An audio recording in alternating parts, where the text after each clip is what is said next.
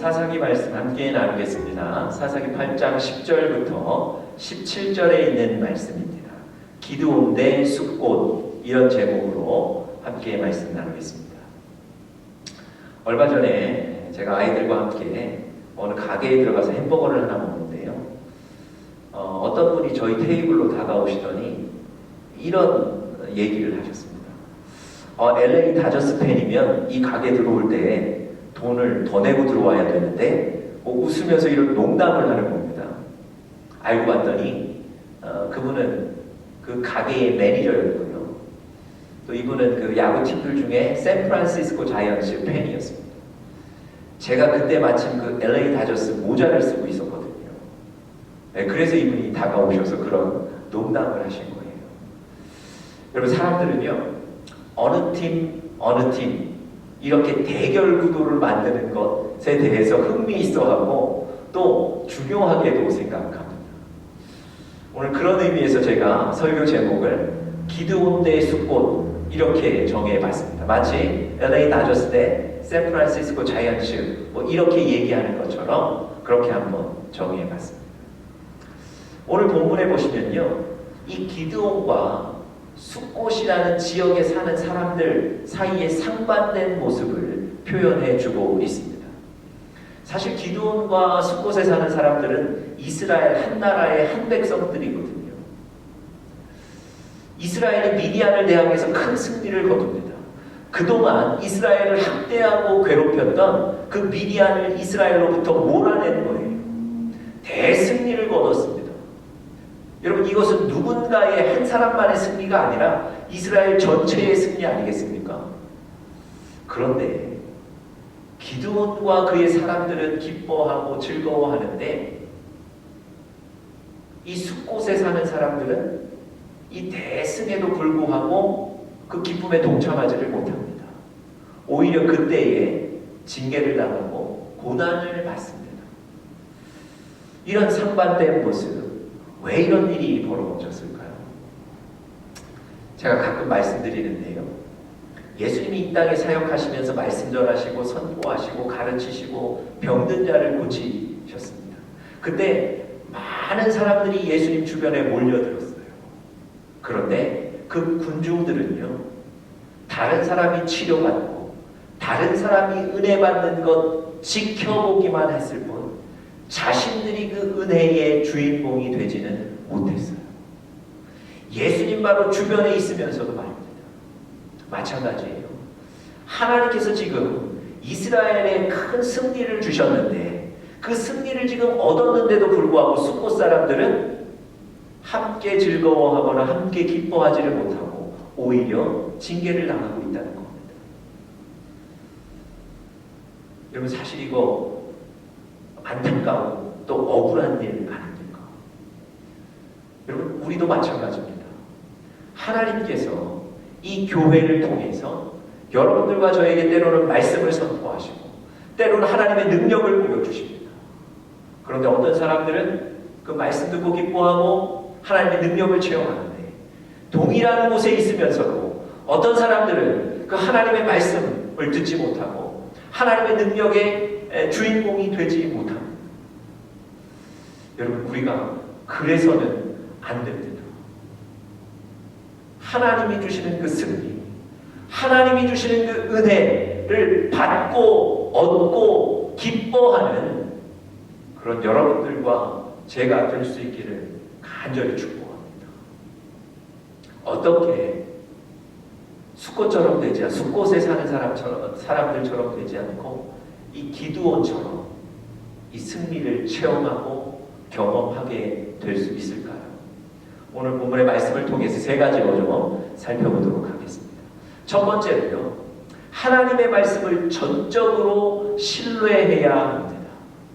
하나님의 말씀을 전적으로 신뢰해야 합니다.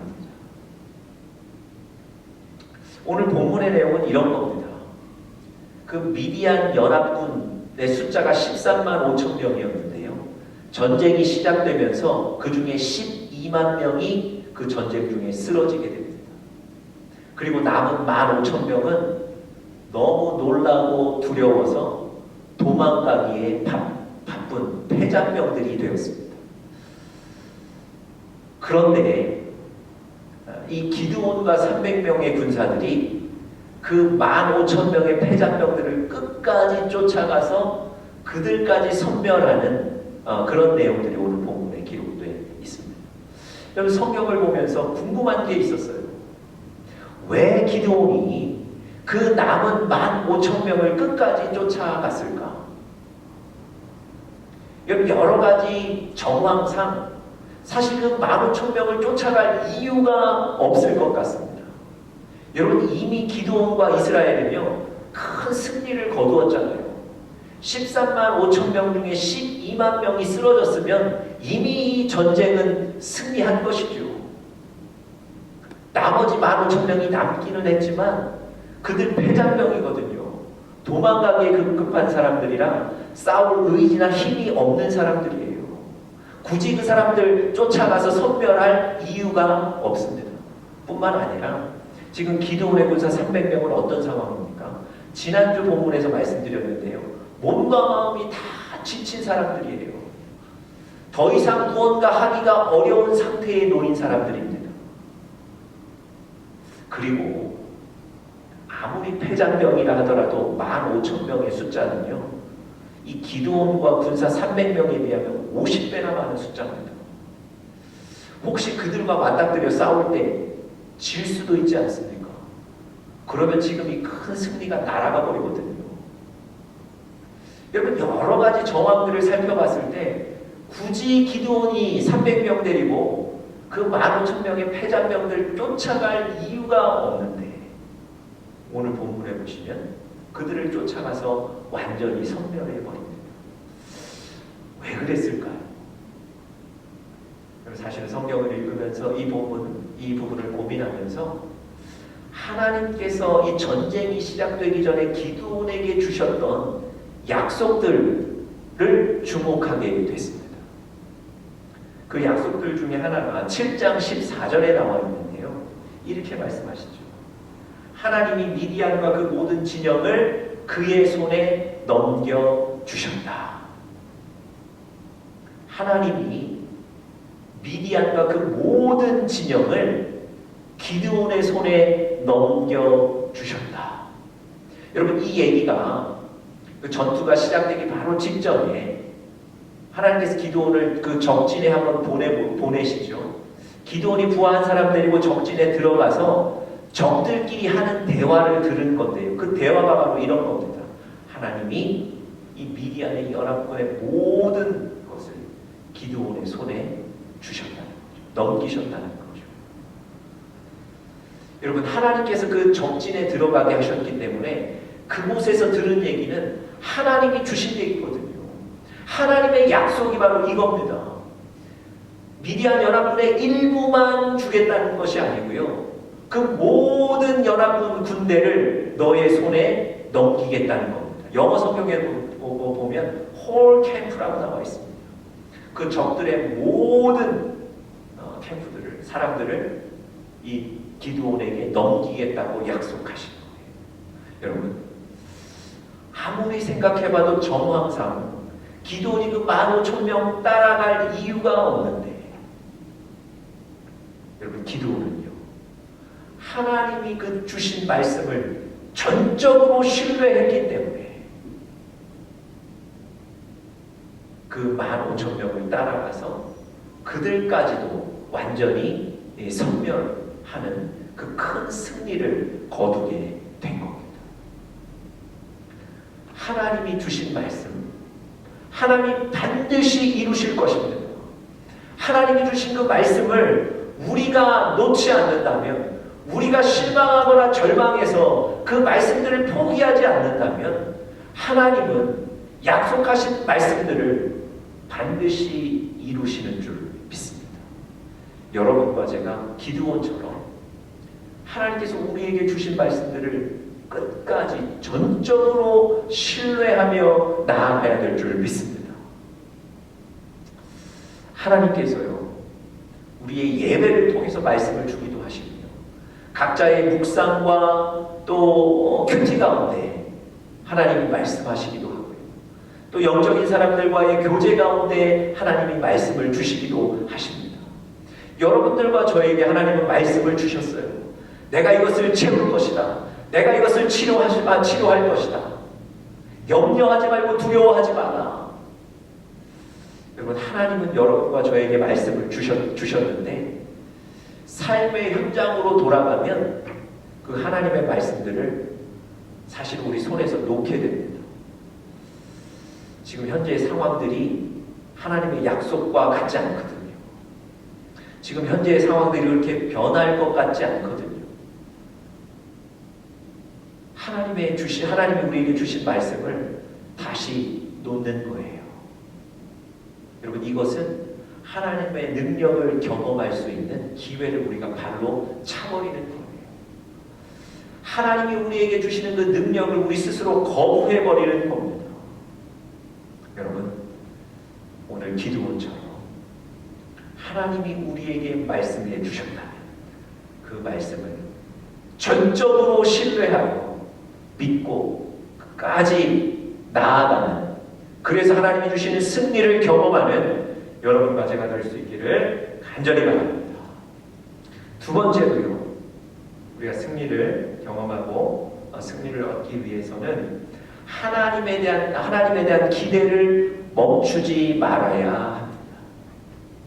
하나님에 대한 기대를 멈추지 마셔야 합니다.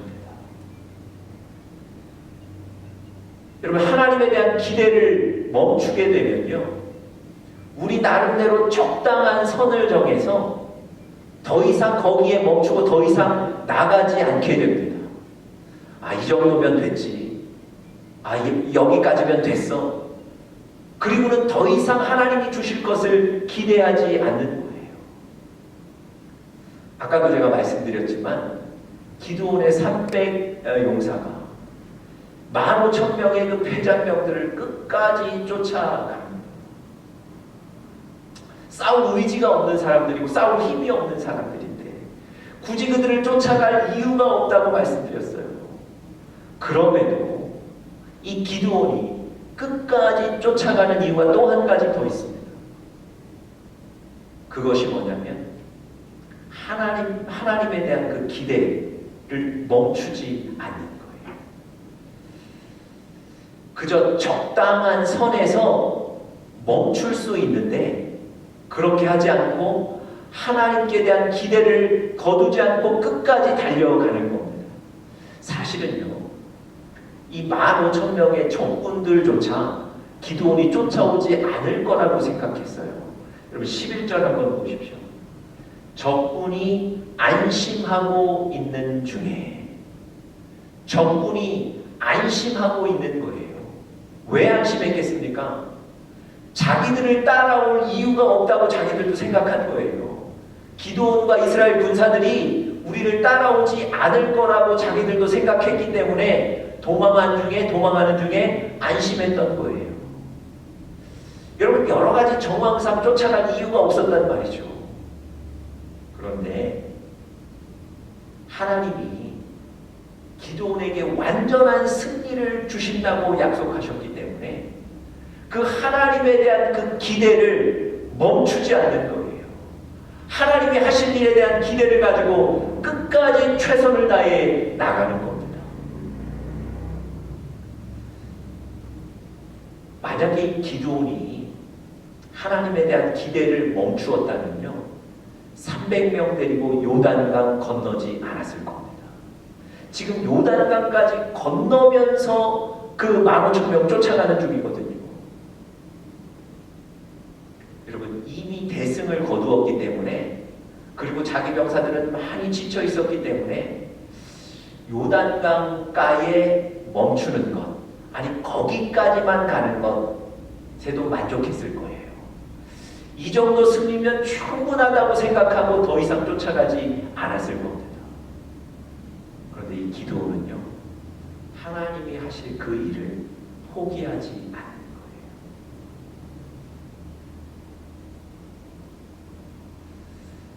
여러분, 다윗이 하나님에게 약속을 한 가지 받습니다. 어린 목동 시절에 기름 부어주시면서 내가 너를 이스라엘의 왕으로 삼겠다는 약속을 하나님이 해주십니다. 그때부터 이 다윗의 마음에 기대가 생기는 거예요. 그런데 그 기대가 생긴 이후 상황은 전혀 반대였습니다. 사울 왕에게 쫓기기를 시작하는데 무려 10년 이상 다윗 왕에게 쫓기고 광야에서 도망다니며 힘든 인생을 살게 됩니다. 그럼 다윗이 10년간 이렇게 도망다니면서 하나님에 대한 기대를 멈출 수 있었어요. 하나님에 대한 기대를 멈추었다면 어떤 생각을 가졌을까요? 어떤 행동을 했을까요? 내가 사울 왕의 사위가 된 것만 해도 만족해. 그리고 내가 지금 이 곳을 벗어나서 사울이 따라올 수 없는 곳으로 내가 이스라엘을 완전히 떠나버려야 되겠다. 이런 행동들, 생각들 하지 않았겠습니까? 그런데요, 다윗은 10년 넘게 그 엔게디 광야에서 고난당하고 고통 겪으면서도요, 하나님에 대한 기대를 저버리지 않아요. 하나님이 자신을 이스라엘의 주권자로 삼으시겠다는 그 말씀, 그 약속을 끝까지 붙들고 있는 거예요. 그래서 10년 넘게 고생하면서도 그곳을 떠나지 않는 겁니다. 결국 그를 하나님이 이스라엘의 왕으로 세워주셨다는 거 여러분 기억하시기 바랍니다. 하나님이 여러분과 저에게 일하시기로 약속하시고 작정하신 바가 있습니다. 그런데 여러분과 제가 스스로 이 정도면 됐어, 적당한 선을 걷고 거기에 머무시는 거예요. 그 이상 가지 않으시는 거예요. 여러분, 우리가 그런 우를 범하지 말아야 됩니다. 하나님이 우리에게 약속하신 것, 하나님이 끝까지 일하실 것을 기대하며 여러분과 제가 끝까지 그 약속을 기대하며 최선을 다해 나아갈 수 있기를 간절히 바랍니다. 마지막 세 번째로요, 눈에 보이는 대로 판단하지 말아야 합니다. 눈에 보이는 대로 판단하지 말아야 합니다. 여러분, 이런 대승을 거두었는데 지금 숲곳에 사는 사람들은 오히려 이때 징계받고 고난을 받거든요. 그 이유가 뭡니까? 15절에 보시면 그 주된 이유가 나와 있습니다. 기드온이 그 15,000명을 이끌던 두 왕을 사로잡아서 돌아오는 거예요. 돌아오는 길에 그 숲곳 지방에 들렀습니다. 그리고 그들에게 하는 얘기가 바로 15절이에요. 기드온이 숲곳 사람들에게 이르러 말하되 너희가 전에 나를 희롱하여 이르기를 세바와 살문나의 손이 지금 네 손 안에 있다는 거냐? 어찌 우리가 너의 피곤한 사람들에게 떡을 주겠느냐? 한 그 세바와 살문나를 보라. 여러분, 이 숲곳에 사는 사람들에게 기드온이 사실은 그들의 그 군사들이 지쳐 있었기 때문에 먹을 양식을 달라고 부탁을 했는데 이 숲곳에 있는 사람들이 거절했어요. 왜 거절했습니까? 15,000명을 이끌고 있는 지금 두 왕이 있는데 그들을 네가 어떻게 잡겠으며 어떻게 그들을 이기겠느냐? 절대 이길 수 없다. 15,000명의 군사들을 이길 수 없다. 만약 내가 너희들에게 대접했다가 나중에 그들이 나에게 더 큰 보복을 할 수 있다. 이래서 주지 않았던 거예요. 그런데 기드온이 지금 그들이 그렇게 두려워했던 그 두 왕을 사로잡아서 숲곳 사람들 앞에 보여주는 거예요. 여러분, 숲곳 사람들은요, 눈에 보이는 대로만 판단하는 거예요. 300명이 15,000명의 군사들을 절대 이길 수 없다. 지친 300명이 저 15,000명의 군사들에게 가서 승리할 수 없다. 눈에 보이는 대로 조건과 환경에 근거해서 판단하는 겁니다.